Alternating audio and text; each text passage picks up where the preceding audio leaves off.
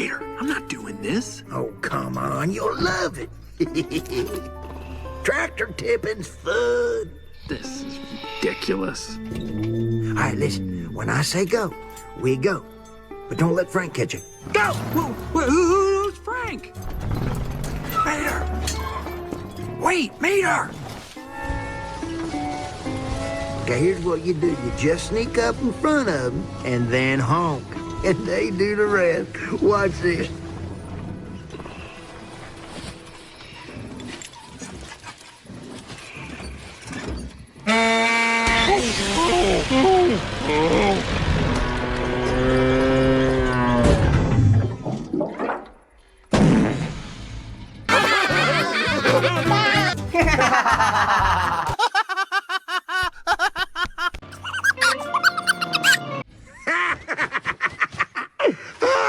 I swear, tractors is so dumb.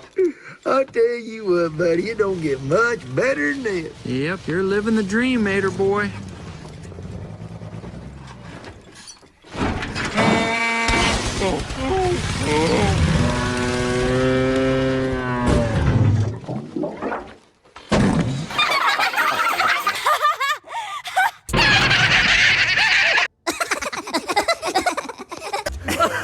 I meant to do that.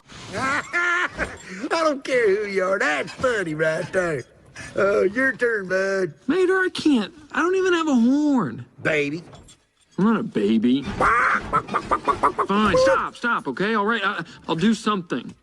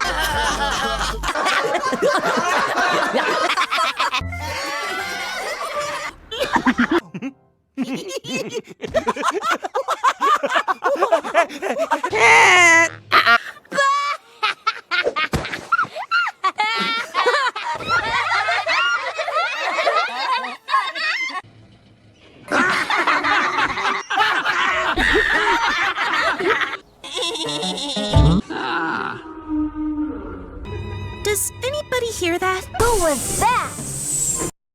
Wait, did you hear that?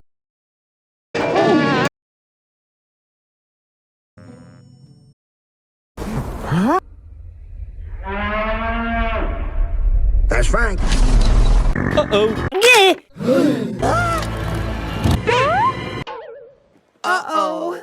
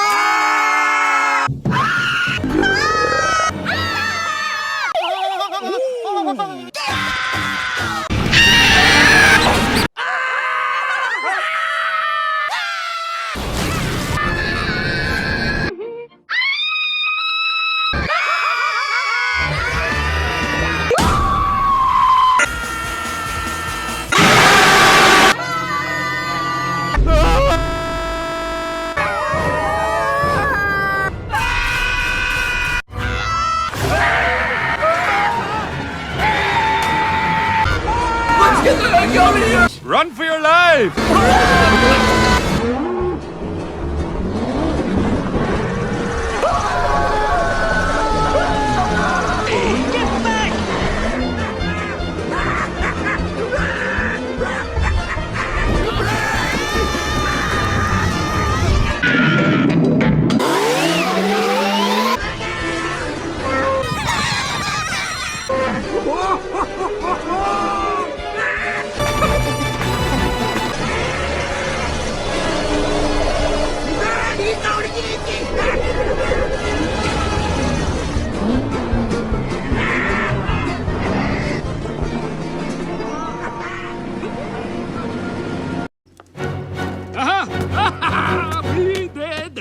Come on, girls, let's go.